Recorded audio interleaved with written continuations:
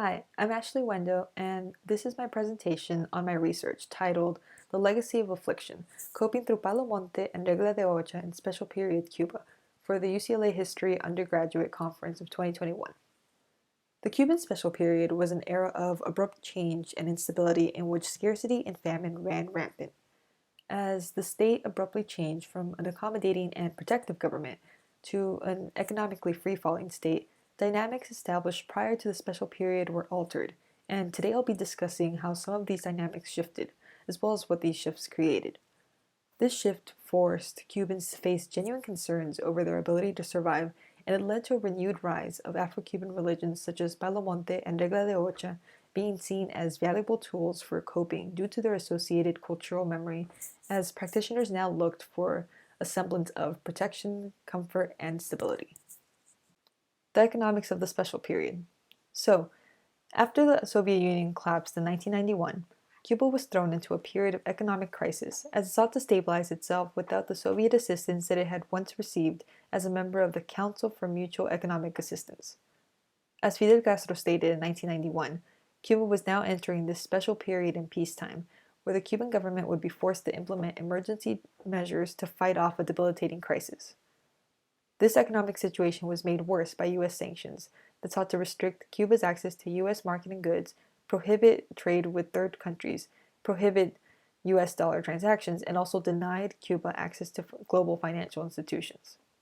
These restrictions and the fall of the Soviet Union led to a major decrease in Cuba's GDP, imports, and exports, as GDP was reduced by one-third between 1989 and 1993, and import capacity was lowered by 75%, as well as the availability of energy being halved. Overall, Cuba's economy in the 1990s was paralyzed as the crisis set in. Survival became the main goal during the special period, as the loss of resources led to agricultural production standstills that created widespread food shortages. Cubans were now forced to actively worry over their ability to obtain food as ration programs were implemented. Under the Soviet Union's aid, Cuba had established an import agreement that had previously provided 44% to 50% of the population's caloric intake. However, during the special period, adults lost an average of 5 to 25% of their body weight as monthly rations were continuously reduced while famine set in. In this period, the general health of Cuban society also took a hit as death rates among the elderly increased by 20% and the maternal mortality rate increased by 60%. Other areas of Cuban society were also negatively affected. Underemployment rose, and a society of university-educated professionals such as doctors and engineers were forced to take on labor as messengers, hairstylists, and taxi drivers in favor of making money. Public services were also rationed, and the government was forced to schedule roaming blackouts that usually ranged from 12 to 16 hours, but were even noted to have reached up to 20 hours per day without electricity. The special period brought extreme scarcity that was a far cry from the affluence of Soviet-supported Cuba. During the special period, the state's relationship with religion also shifted. In the Republic of Cuba, political organizations according to race or religion had not been allowed, and the following socialist Cuba had been an official atheist state with Article 54 of the 1976 Constitution stating that it is illegal and punishable to oppose the faith or religious belief to the revolution, to the education, or to the fulfillment of work duties. However, during the special period, Cuba shifted from an atheist state to a secular one that now recognized religious freedom.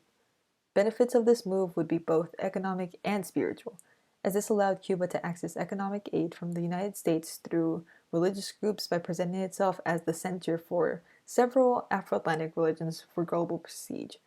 And it also provided a spiritual outlet in the growing crisis that the government recognized it needed. As widespread suffering affected special period Cuba, the growing disparity that Afro-Cubans faced was further exposed. During the Republic of Cuba, Afro-Cubans had been surrounded by poverty, but the revolutionary government's commitment to social justice brought big benefits to Afro-Cubans as they now gained access to better education and opportunities. In 1981, the census even noted that more Afro-Cubans had graduated high school than white Cubans had, and the exodus of white Cubans led to more professional opportunities opening up for Afro-Cubans. However, during the special period, wealth disparity became painfully obvious as the government was forced to end welfare programs and remittances were sent almost exclusively to white Cubans as they were more likely to have relatives in the United States with access to the resources. While Afro-Cubans had been the most to benefit in earlier times, now during the special period, they were the ones who had been most affected.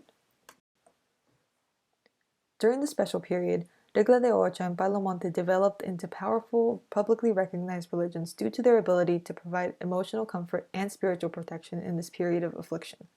Both of these Afro-Cuban religions had long held reputations for being able to provide protection during periods of anxiety and instability, and were seen as problem-solving and divinatory religions. As the special period government was forced to recede from their role as protectors, these Afro-Cuban religions stepped in to provide support. While Regla de Ocha and Bailamonte both allowed Cubans to cope with the extraordinary circumstances, these Afro-Cuban religions were noted to have had slightly different approaches. As Esteban Montejo noted in the biography of a runaway slave, the difference between the Congolese and the Lukumi was that the former solved problems, while the latter told the future. The Congolese who created Bailamonte were seen as active problem solvers, while the Lukumi who created Regla de Ocha were seen as relying more on divination. In his work, Stephen Palmier noted that the major difference between how these religions were perceived was the morality of their relationships. Ocha is typically seen as reciprocal, and thus good, while Bailamonte's relationship is based on labor and control, and thus perceived as bad. Through cultural memory and the portrayal of the past, Afro-Cuban religions remember the brutality of slavery by channeling the trauma within Bailamonte and Regla de Ocha rituals and ceremonies. These Afro-Cuban religions were developed as cults of affliction in order to express the slave's humanity and cope with the inhumanity of slavery, as participants were recruited on the basis of suffering. Ocha's reliance on divination can even be seen as a part of the trauma of the slave trade, as divination is usually caused by moments of danger in above and beyond ordinary predicaments, which the slave trade certainly counts as. Possession and mimesis are also parts of the legacy of slavery, and are seen within the rituals of these Afro-Cuban religions. An example, as we see on the picture beside here, is a Bailamonte ritual in which a 19th century runaway slave is summoned and possesses the body of a practitioner. The special period created a legacy of scarcity, poverty, and powerlessness that embedded itself in the cultural memory of Bailamonte and Regla de Ocha. Afro-Cuban religious rituals became a form of protection, used in order to gain stability and safety against material scarcity and deprivation, as the special period brought the end of revolutionary Cuba's emphasis on the socialist values of sharing. In this period, there was a new competition where allies were now pitted against each other for the scarce resources that were left. An example of this is an instance in which a taxi driver commissioned the help of a Bailamonte practitioner in order to get revenge on his ex-wife's new lover. He thought that the ex-wife's new lover had seduced his wife away with the promise of resources which the taxi driver could not obtain. To sum up, during the special period, the Cuban government lost its role as an active protector and was relegated to a distant organization.